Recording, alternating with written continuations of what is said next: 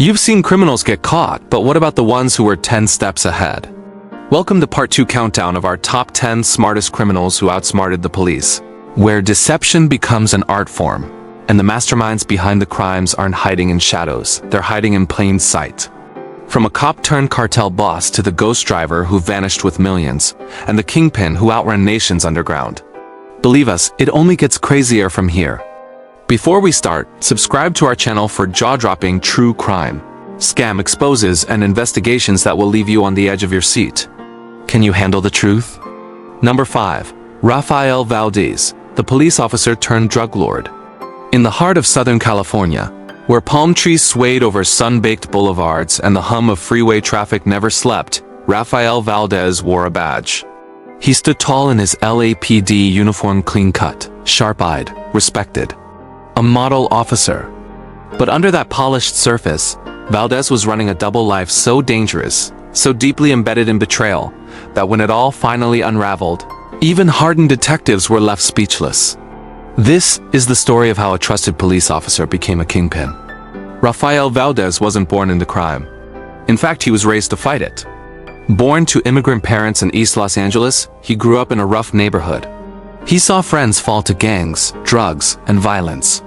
Determined not to follow that path, he dreamed of wearing a badge not as a symbol of power but as a shield for his community. In 1993, he joined the Los Angeles Police Department. Young, ambitious, and charismatic, Valdez quickly climbed the ranks.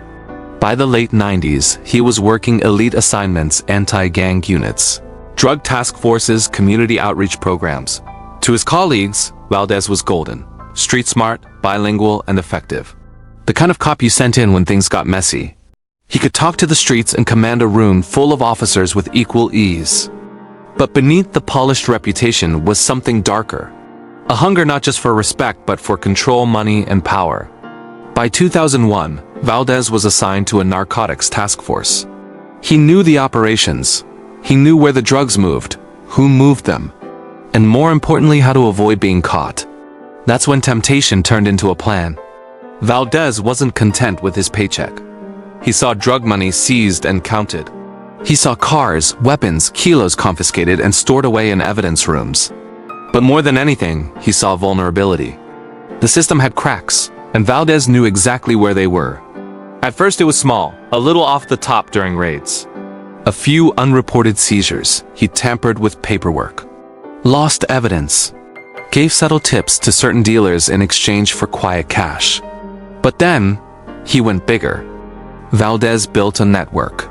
He started partnering with mid-level traffickers, introducing himself as insurance. He could warn them when raids were planned, help them avoid certain streets, even get their competitors arrested. He was now more than just a cop. He was an asset, a shield, a player. And he didn't stop there. By 2004, Valdez crossed the line completely. He started running his own mini-operation, seizing drugs during busts and reselling them through his own contacts. He used burner phones, recruited low-level gang members, and wore his uniform like armor. No one suspected the cop. He bought new cars, paid off homes, traveled frequently to Mexico under the guise of family visits. But the trips were darker. Investigators later found he was ferrying information, laundering money, and possibly coordinating shipments with Mexican drug operatives. He had turned into exactly what he swore to fight: a trafficker, a kingpin in uniform. It couldn't last forever. In 2005, whispers started circulating through the department. Some arrests didn't make sense. Some raids seemed staged. Some evidence vanished too often. Internal Affairs opened a quiet probe. They started watching Valdez, following his movements, cross-checking paperwork. And what they found was chilling. Phone records, undeclared income, surveillance footage of meetings with known cartel affiliates. They wiretapped him. And finally, after months of silence, they heard what they needed. Valdez was caught on tape discussing shipment routes, talking prices, and instructing a contact to ditch the badge if anything goes wrong. That was it. In the spring of 2006, Rafael Valdez was arrested. Not on the street, not in hiding. He was taken down at roll call, in uniform, in front of his fellow officers. News broke fast. LAPD officer accused of running drug ring. The department scrambled, the community gasped, and the courtroom filled with journalists, former friends, and those who once trusted him. The evidence was staggering. Hundreds of thousands in cash deposits, connections to drug seizures that never made it to evidence rooms, and audio files of drug deals disguised in police codes. Valdez's defense was weak. They claimed entrapment, misunderstanding, misidentification, but the jury didn't buy it. In 2007, Rafael Valdez was convicted on multiple federal charges, including drug trafficking, conspiracy, money laundering, and obstruction of justice. He was sentenced to 25 years in federal prison. The damage went beyond Valdez. His arrest prompted an internal overhaul. Dozens of past cases were re-examined. At least 5 other officers were investigated, 2 were fired. In East LA, where Valdez had once patrolled and handed out candy to kids, people now whispered his name with bitterness. To some, he was a cautionary tale. To others, a betrayal too deep to forgive. Rafael Valdez had a choice. He could have been a hero in a neighborhood that needed one.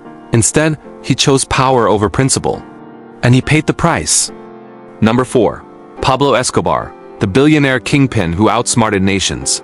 He built an empire of dust and blood, smuggled billions, killed thousands, and made the world's most powerful governments look foolish trying to stop him. This is not just the story of a drug lord, it's the story of a man who turned crime into a global business and nearly brought a nation to its knees. Pablo Emilio Escobar Gaviria was born on December 1, 1949, in Rio Negro, Colombia. The son of a schoolteacher and a farmer, his early life was modest, simple beginnings in a country riddled with inequality. But Pablo was never interested in being ordinary. By his late teens, he was stealing cars, forging diplomas, and trafficking small contraband.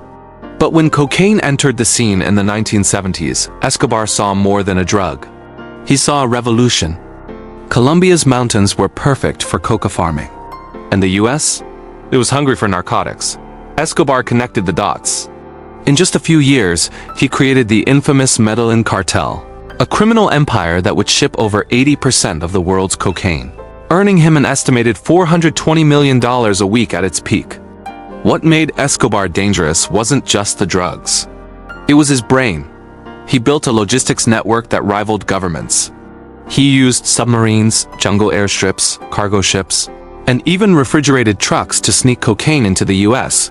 He bribed Colombian airport staff, customs officials, and even entire law enforcement agencies. When a judge issued a warrant, that judge often ended up dead.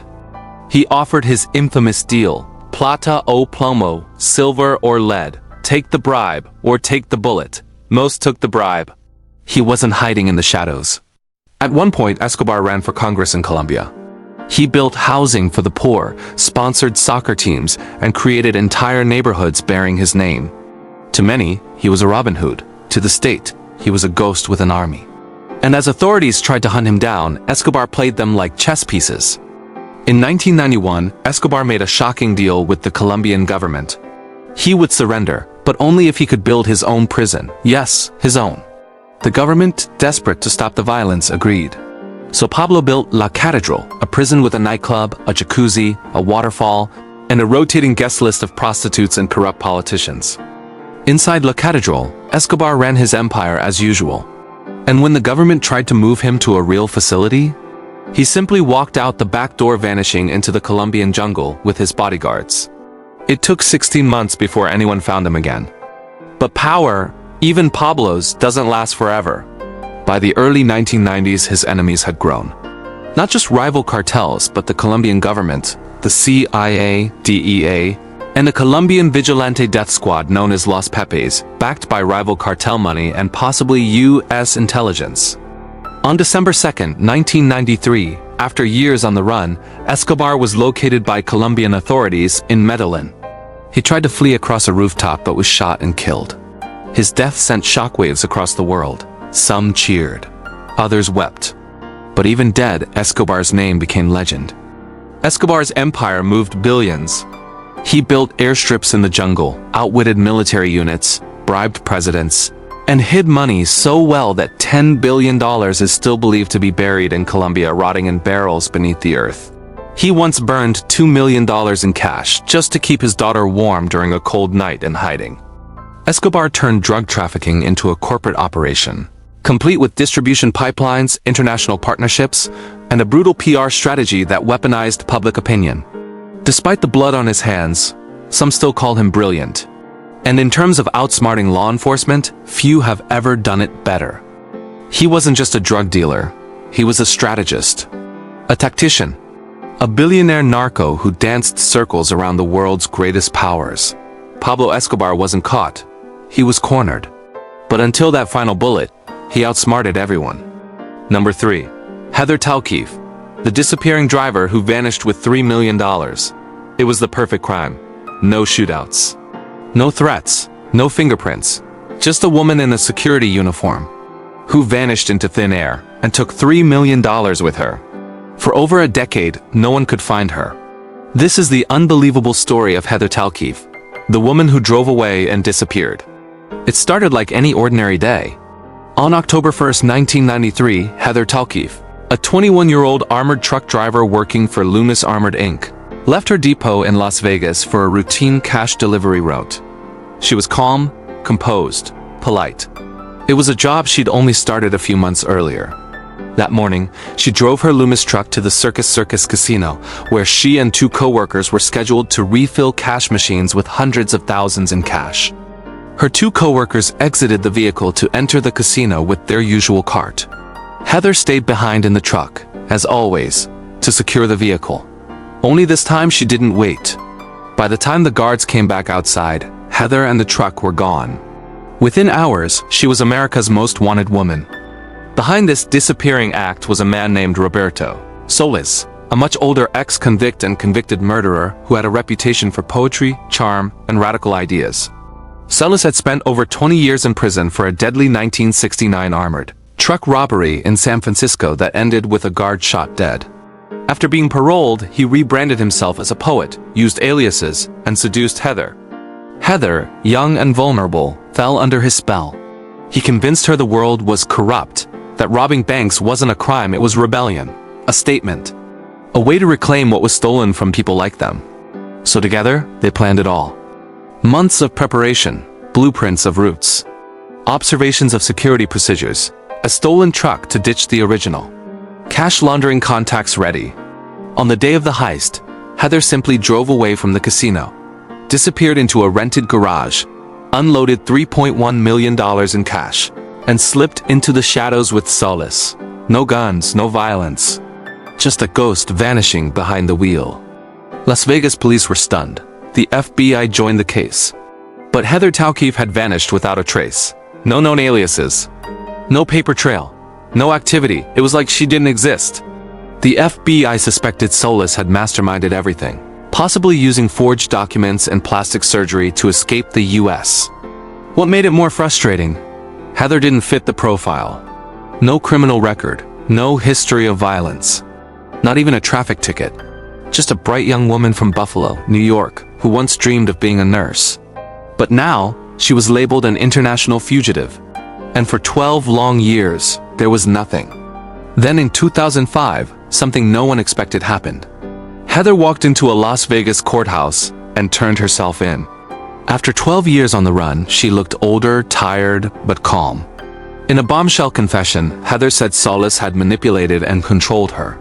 That after the robbery, they fled to Miami, got fake passports, and flew to Amsterdam. There, they lived luxuriously for a while. They had a child together. But then, Solis disappeared, taking most of the money and leaving Heather to raise their son alone. Penniless, hunted, and heartbroken. She said the guilt ate at her. She wanted her son to live without lies, so she came home to face justice. In court, Heather Tallchief pled guilty to federal bank robbery and money laundering. The judge acknowledged she had not committed a violent act, but she had played a key role in the largest female-led heist in U.S. history. She was sentenced to 63 months in prison, just over 5 years. As for Roberto Solis, he was never found. Some say he died. Others believe he lives somewhere in South America, still spending the stolen money. The FBI still lists him as a fugitive. Heather Tallchief pulled off one of the cleanest heists ever recorded. No alarms, no hostages, no trace. It wasn't muscle or firepower that made it work. It was trust, timing, and complete psychological manipulation. She didn't just drive a truck. She drove straight out of the law's reach for over a decade. In the world of smart criminals, some use guns, others use code. But Heather Tallchief? She just used the gas pedal and vanished. Until guilt drove her right back. Number 2, Leonardo Notarbartolo, the diamond thief of Antwerp. They called it the heist of the century, and it happened without a single alarm going off. No gunshots. No broken glass. Just a man in a suit, a fake name, and a plan 27 months in the making. This is the story of Leonardo Notarbartolo, the mastermind behind the $100 million Antwerp diamond heist. In 2000, a quiet, well-dressed man walked into the Antwerp diamond district in Belgium, home to more than 80% of the world's uncut diamonds.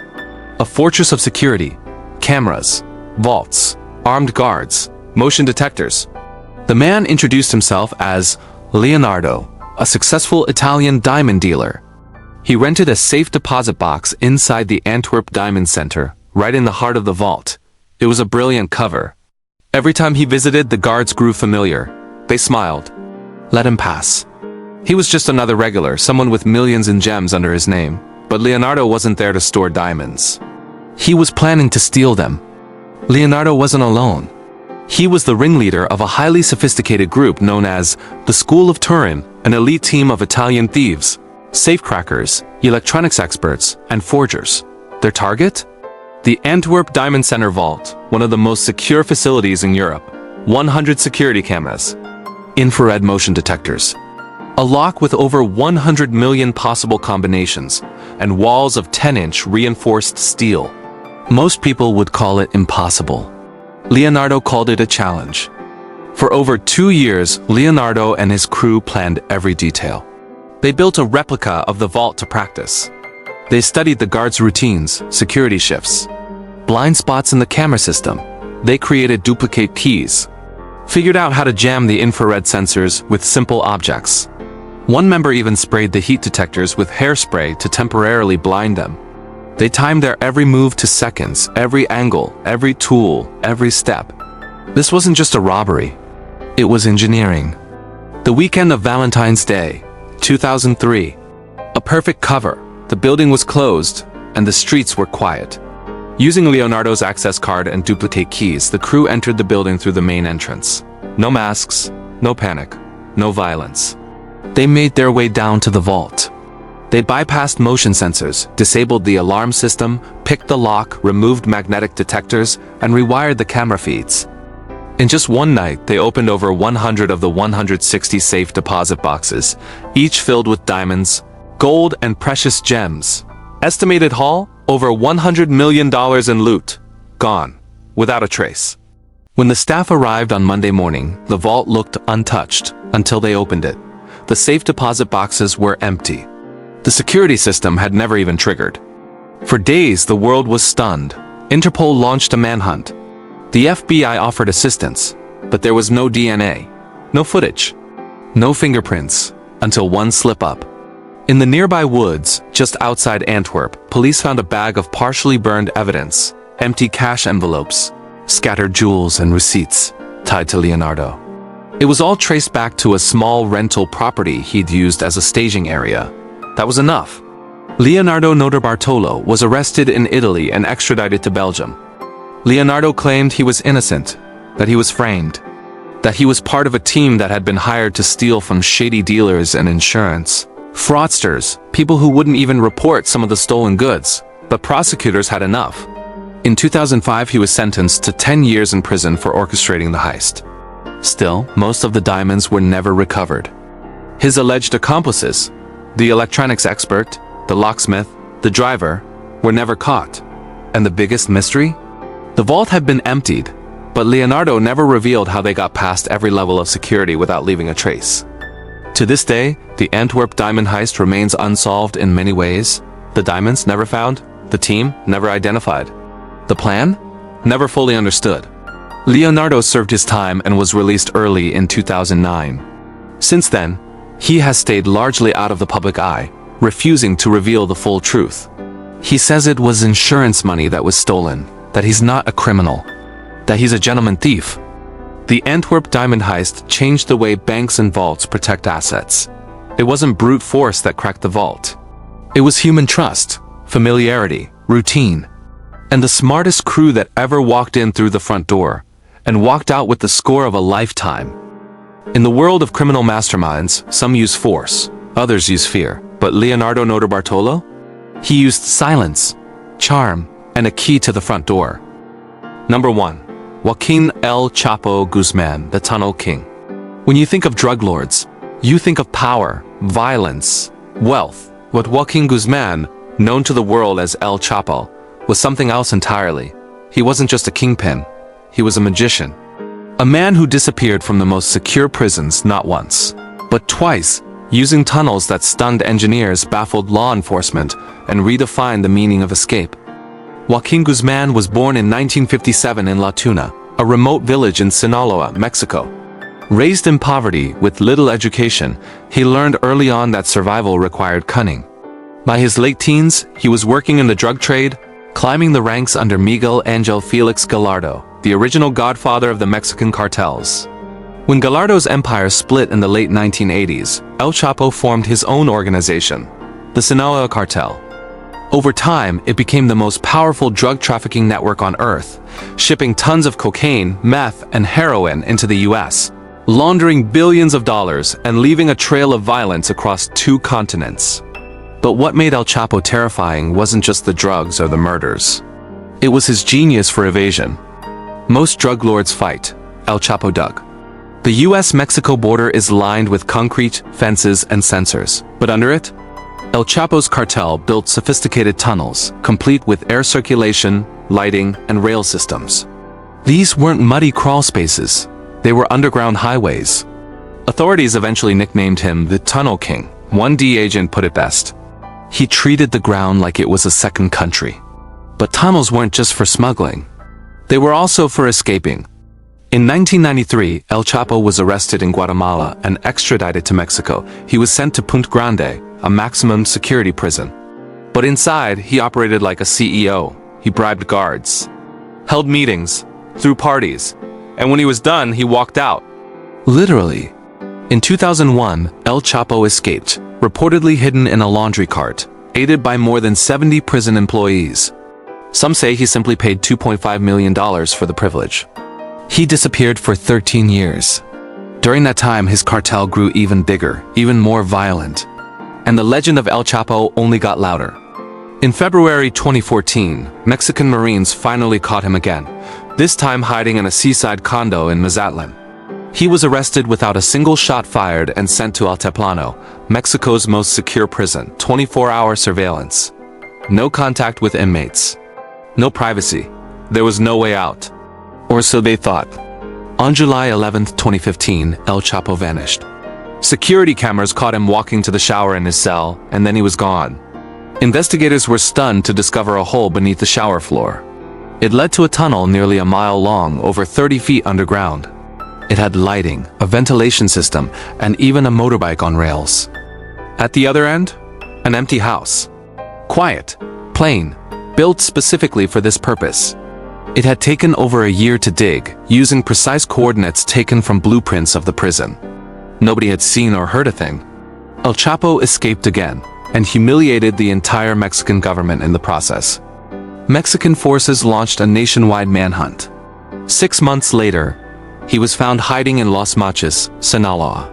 This time he tried to run through a series of city tunnels, once again proving his underground obsession, but was captured before he could vanish. In 2017, El Chapo was finally extradited to the United States. He stood trial in New York under intense security, 56 witnesses, 300,000 pages of evidence and testimony from former allies, pilots, mistresses, and bodyguards. He was convicted on all 10 federal charges, including drug trafficking, money laundering, and murder conspiracies, and sentenced to life plus 30 years in a Colorado supermax prison. No tunnels this time. No laundry carts. No freedom. El Chapo is now locked away for life. But his story isn't just one of crime. It's one of engineering, logistics, and psychological warfare. He turned escape into an art form and used infrastructure as a weapon. More than a kingpin, he was a strategist, a man who built an empire beneath the surface. They called him El Chapo, Shorty in Spanish, But nothing about his vision was small. From con artists to hackers, fugitives to kingpins, these weren't just criminals, they were architects of deception. They studied the system, they played the game, and for a time, they won. But for every brilliant scheme, there's a consequence. Some are still free, some are locked away forever. But their stories remain, a chilling reminder that crime doesn't always wear a mask. Sometimes it wears a badge, a suit, or even a smile. But remember, even the smartest criminals will always leave a trail. And if you want more stories like this, the minds behind the mayhem, the heists no one saw coming, and the escapes that defied logic, then hit that subscribe button, because we're just getting started. Turn on notifications so you don't miss what's next.